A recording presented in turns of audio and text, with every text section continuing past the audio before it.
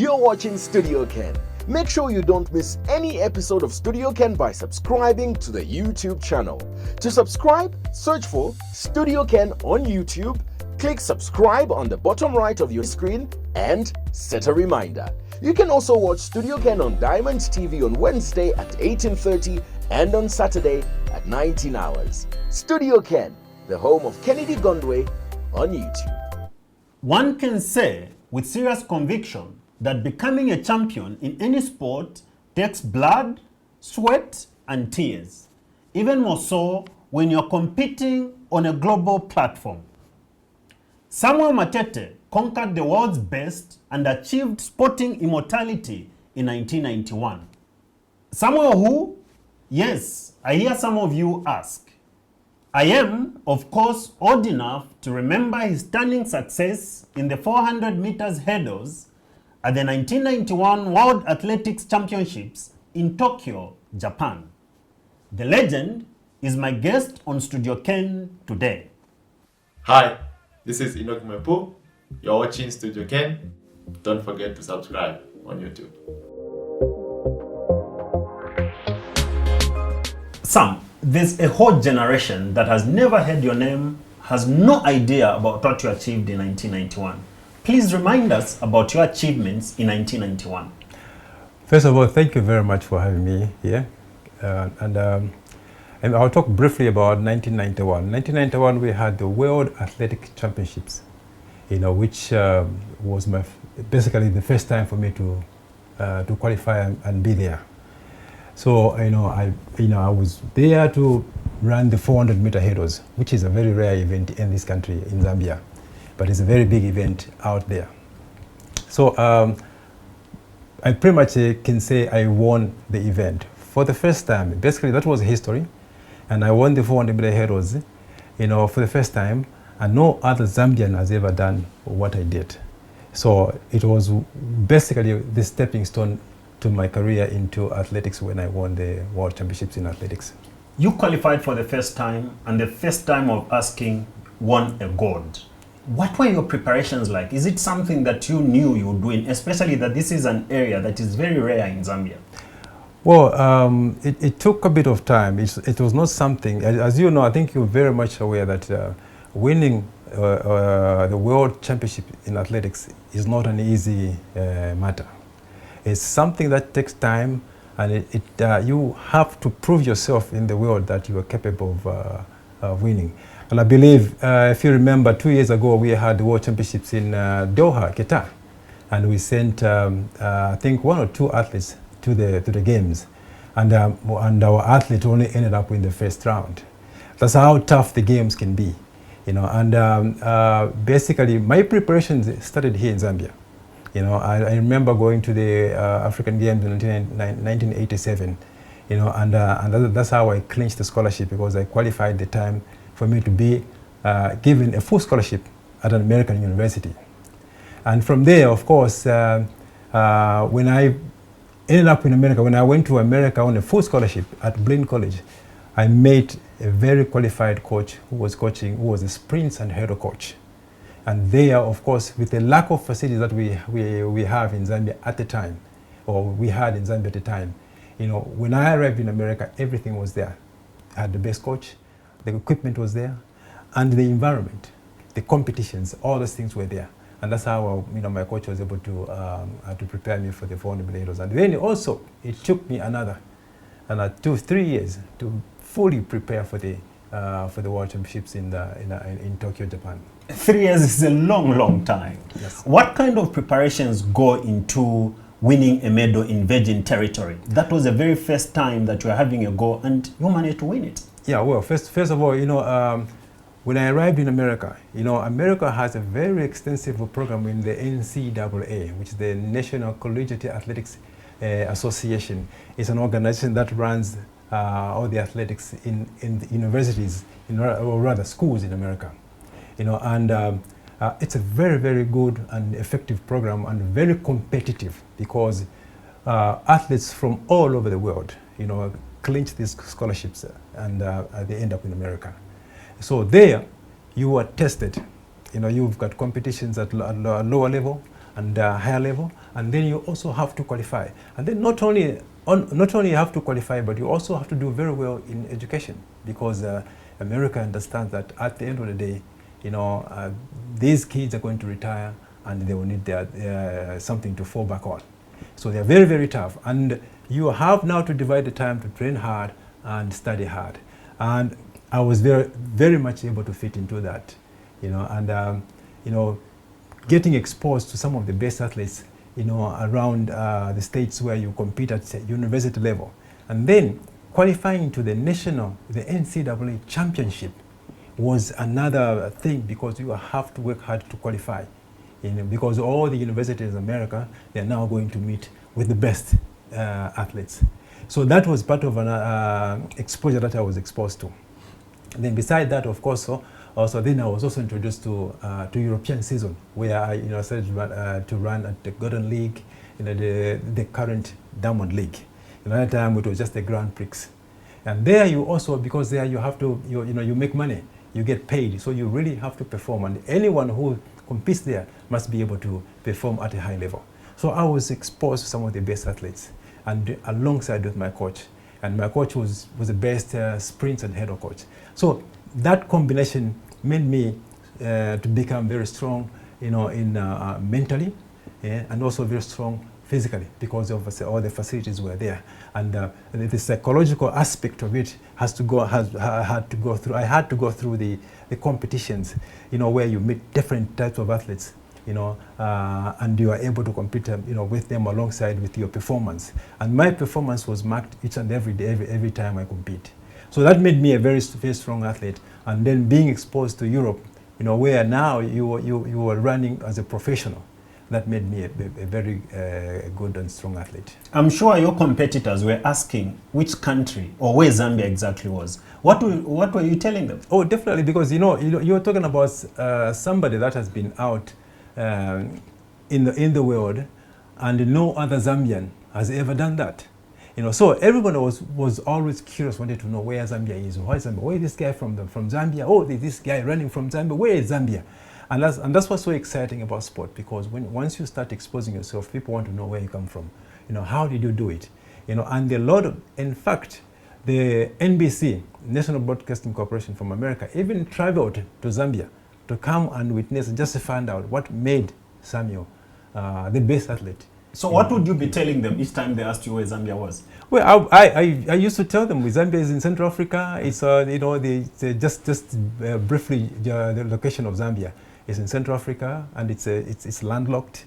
And I come from a small family, a small country, but I'm just the only one actually performing at this level. So you actually sell that idea to them. We'll talk about the state of athletics in Zambia a little later, but tell me the experience, that moment when the medal was around your neck, standing on the podium with a gold and the national anthem reverberating through the stadium. What happened was in 1990, I went to the Commonwealth Games in New Zealand. I represented Zambia at the Commonwealth Games in New Zealand. And it was my first time going into those games, and I ended up in the final, and I was number 5, barely just missing a bronze medal. So after that, I went back to the States. My coach, told me, you should not fall back. You should continue working hard. And that year, in 1990, I went back to Europe after because the games were held in very early because of the season. So they were held in January, February. That's when we had the Commonwealth Games in New Zealand.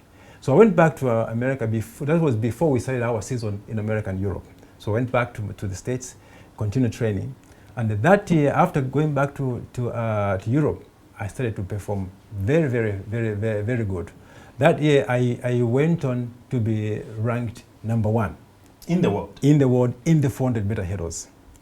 So when I went back to the States finally after the season, I sit down with the coach, and my coach, Steve Sylvie, was telling me that, Samuel, you've beaten some of the best athletes in the world, and the Americans are very, very, very tough to beat, and you've beaten them.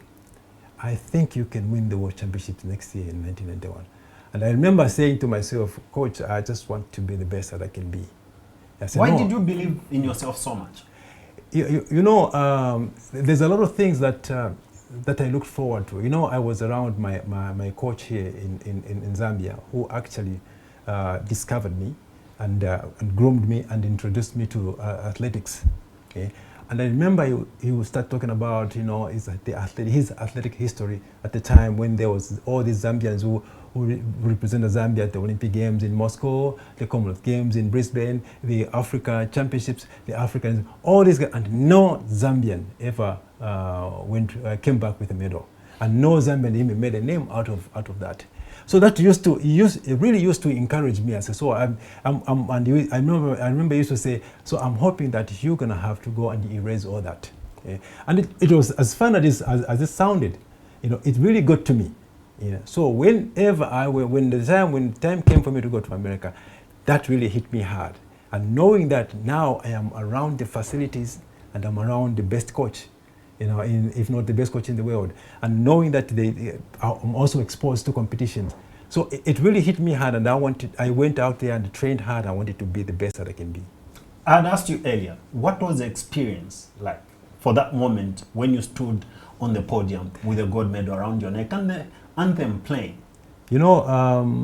When I went into the final, because this time I was in Tokyo. And remember, when I went to Tokyo, I was going into the Tokyo Games as the favorite to win, because that year in 1991, I ran about 23 races unbeaten. And when I ran those races unbeaten, I also went to post one of the fastest time in the world in the all-time list. So basically, when we were in the games, the man to watch was Samuel Matete, because I was unbeaten. And then I remember started to run because I had about 4 rounds, including the final, to get to the final. So the first round, I won my heat. The second round, I also won my heat. The third round, my plan was to win my heat, but I ended up getting second. So when I got second, I went back to that night. I didn't sleep, and lucky enough, the following day it was more like a holiday for us, like a rest day.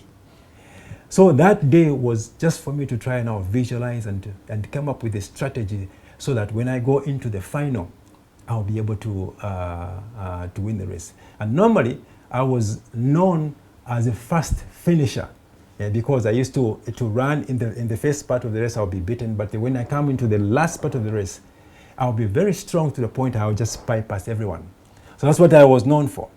And that day, when I went to the final, I changed the strategy. I said, I'm going to take off right from the blocks, and I will just go, and whoever come and get me, we're gonna have to run. And basically that's the strategy I took, and I killed everybody. Because normally I was not known to run like that, and I just went on. And I remember even when I got to the last hurdle, I checked, I couldn't see anybody. You had left them in dust. They were just behind. And then I just strode to the finish line, and I put my hands up.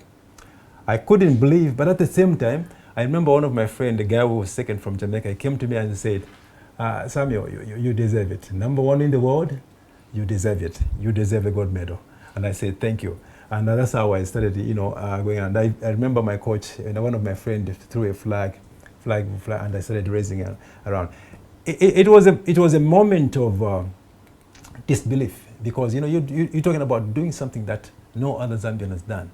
So I felt I couldn't believe at first, but this later on, it now started to sink in that I'm the best in the world, and I've gotten a gold medal, which Zambia has never gotten over the years. So it was a great feeling, and the embassy also in Tokyo, they came to watch me.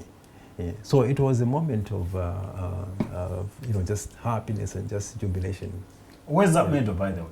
Oh, it's at home. I still have it. And many others that you won? Yes, even the Olympic medals and some of them. Okay, I've lost about 2 or 3 or so, but otherwise the rest of them are still at home. Just a bit of history. Between 1991 and 1998, you won a total of 10 medals. You had 6 gold medals and 4 silver medals. That's right. You never won bronze. No, I never had at any point, any time when I get into the race, I always wanted to win. And that's what I looked forward, because the reason was the fact that when I won the World Championships in 1991, it really gave me a reflection that I can do it. Anything I put my mind to it, I can do it. And that's what I did. And that's why I felt that everything I get to, I want to make sure that I can do it. Yeah. And I never wanted to settle for anything less than a gold medal. Of course, the silver came, but I had to accept. How does it feel to be known as a world champion? Of course, no one can take that away from you. And it's a fact, and I will always be a world champion, because no one is going to take that away from me. It feels great, and I think it's something that you work hard for. It takes years. It's something that you look back and cherish. And sometimes, even in my retirement, sometimes I look back and I look at the video and I just shake my head. It's amazing. It's like a different animal in me.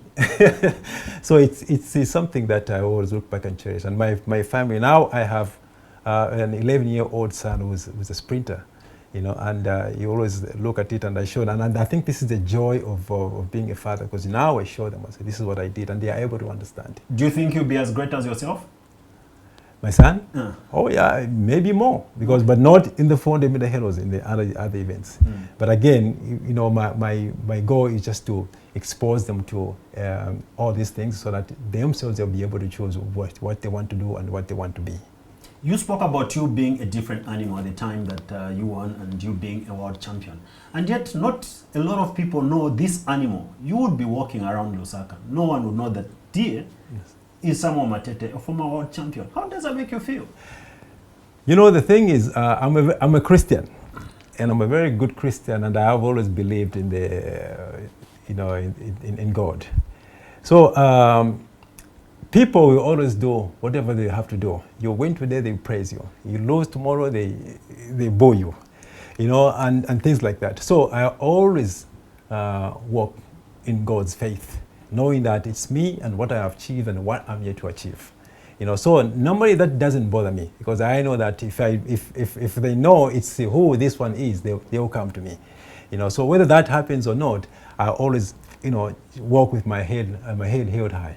But do you think authorities have honored you enough? When you go to other countries, Ethiopia, for instance, you find Haile Gebrselassie, Kenenisa Bekele, Kenya, you name a lot of athletes that are revered in their countries. With you, that doesn't seem to be exactly the case. It's unfortunate, but I wish it can be like that, and I wish that in the years to come, we can do more for our athletes and any other sportsmen and women representing Zambia at the level I did, because it carries a lot of publicity and international recognition.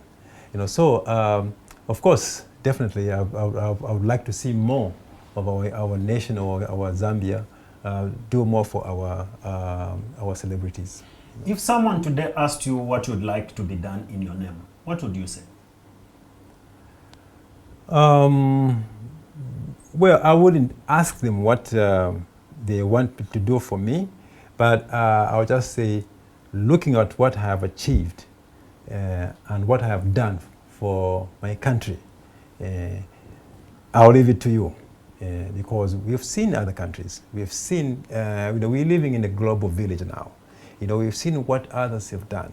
We've seen what, other nations, great nations have done to the great men and women who have done so well in sports.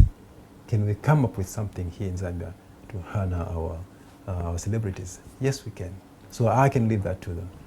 And if someone came to you and said, choose one person that you'd like to bequeath your medals to or give at the time that the Lord calls you, who would you give your medals to? I like that. And anyway, I've always thought that there are certain things you can give away, but and then at the same time there are things that it's an honor. It's not something that is you worked hard for it, and it's a symbol of hard work, and if there is any people or any person I can do that, it's to my children. Not to be buried with them? No. I'll leave them to my children. Okay. And I'm hoping my children can look at the medal and say, Dad was really worked hard. Okay. And I also want to emulate and work hard in my own way and do something, so that my dad, where he's lying, he will be happy for me. How financially comfortable are you in your retirement? You made quite a bit of money at the time that you were running. You were telling me about the Grand Prix that you'd participate in. Yes. How comfortable are you in your retirement? Ken, if I was not comfortable, I don't think I would be sitting here talking like I'm talking to you. And I'm sure you're very much aware that when I was running, I made quite a bit of money. What is a bit of money? What is your description of a bit of money? At the time, enough to buy 4 or 5 houses. You are being diplomatic, Samuel. How much money did you make? Well, even if I say it won't make so much because, times have changed now. Okay. Is that it? Yeah. You want me to say it? Yeah, of course. Okay, in the range of, I would say about not more than $300,000. Okay. Yes, and most of it, I invested in property, and I think that's what made me come back, because I always knew I had somewhere to go and live. And when that happened, of course, remember also that I was educated. That's why when I went to America, I was given a full scholarship in athletics. That which means I graduated from Blaine College with an associate arts degree. Then I went into University of New Orleans, where I got a degree in health promotion. Not too long when I was in Mauritius, where I was coaching, I also did my study there, and I got my diploma in management.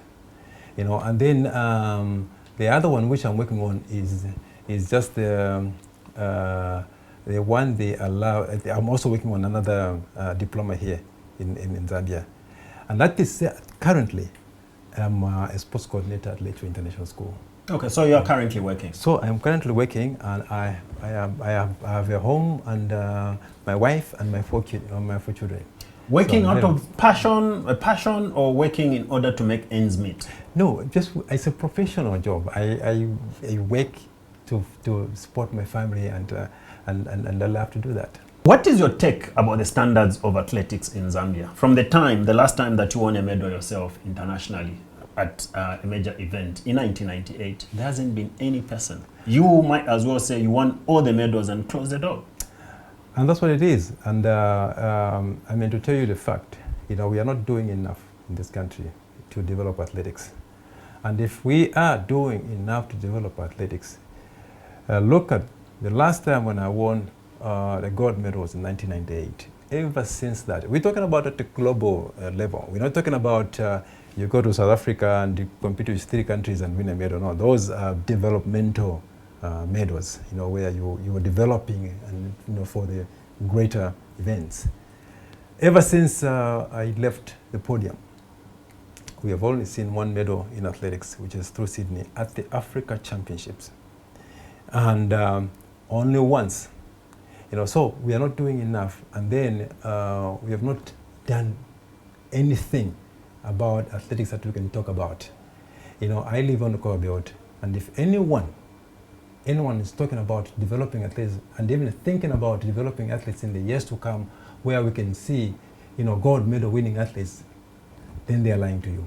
The athletics mother body may not agree with you, because year in, year out, we hear about the talent identification program, and yet you are here saying nothing is being done to win medals or to develop athletics. You see, Ken, talent identification is one thing. I can take you to any school here, even when the school's program is going on. There is talent there. You can identify. But what do you do with the talent that you have identified? Is another. And that's what we are very good at talking. Yes, we have talent, we have kids athletics, we have this, but what is the outcome? What's the end outcome of that? Because you've got to understand, you have to go to you have to ask yourself, what is athletics in the first place? If you go to the dictionary, athletics will tell you athletics is a collection of activities that involve running, jumping, and throwing. Have you seen anyone jumping in this country? Or have you ever heard of, Zambia has won a medal in a long jump, high jump, or any jumping event? Never. Throwing. the shot put, the discus, and all those events. Have you ever heard of nothing? All you hear about is just running. With all this knowledge that you've got and your exposure, one might say, why then aren't you involved in the running of athletics? And I am. In fact, I'm very At much national level? At national level, if you remember very well, I was very much involved in athletics. I even reconciled with the current executive so that I can add value and help develop athletics. Yeah. But what I got was just frustration, and that's how I came out. Yeah. But however, because of the love of the sport, I've never completely gotten away, I said, and forget about it. That's why I went and formed my own athletics academy, which I'm running in Quito. And anyone can tell you and appreciate that what is coming out there has got value and which will add to athletics. And what do you think then the country should be doing in order to harness and develop athletes that are going to bring medals like you did yourself? Ken, it takes, they always, just like there's a Bemba say that it takes a village to raise a child, to raise a tiger, basically. And we are not doing that. And I'll tell you the reason why. For example, I am developing some athletes at KPF, okay? Quito Playing Fields. Quito Playing Field in Quito. And if you go to Quito Playing Fields, we don't have any facility that you can talk about in line with what I was exposed to or what we need to be exposing our athletes in order to compete at an international level. Yeah. I'm doing my part and spending time to be with them. When I approached her, can you please help me get access to Dollar Lake Manasseh Stadium? They don't want to do that. Yeah. And I beg them because I need to get access to that stadium. They have not done and they refuse. And if you remember, I said it's one of the reasons why I left I left to associate with them because they couldn't help me in any way I wanted. So even to date, if I go to Lake Manasseh to expose my athletes, I have to pay. Yeah? And I have no other choice but to pay. Yeah? Now, if they are going to compete, they are not going to compete on their own. They have to compete. Yeah, whenever ZA has a competition, I send them there to go and compete. And if they're going to be the best, they are going to represent ZA. And as a result, they will represent the nation. Yeah. So you can see I'm already doing something that will help Zambia in the long run because I'm very much more focused on athletics development, not any other things. One of your ambitions is to be president of the athletics mother body in Zambia. Why should someone vote for you? Well, it's very simple. I've been in athletics all my life, and athletics has been basically the center of my life. I have achieved the highest status in athletics, and I know what it takes. Yeah. So, why I decided to do that? Because I've seen the wrongs that we are doing in this country, not to help develop athletics. So, because of that. I've been through that to the point, I was able to win the World Championships. I was able to represent Zambia and win a medal at the Olympic Games, the World Cup in athletics, the Africa Championships, you name it. So I understand, I've gone through the mill, and I want to share that idea to my fellow Zambians so that they understand and know what it takes to be a champion. Because athletics, and we should also remember, athletics is not just about running. We also need to learn about jumping. There are so many kids. I myself am developing a long jumper. All right. I'm developing, and God willing, I also intend to do some throws, to develop a thrower. And that's what athletics is all about. So we need not only just focus on sprinting, but also know that athletics is also jumping. Athletics is also throwing. And that's why I've been saying, we need to go back to the basics of athletics. Sam, thank you very much and all the best. Appreciate it. Thank you very much again. Hi, this is Enoch Mepo. You're watching Studio Ken. Don't forget to subscribe on YouTube.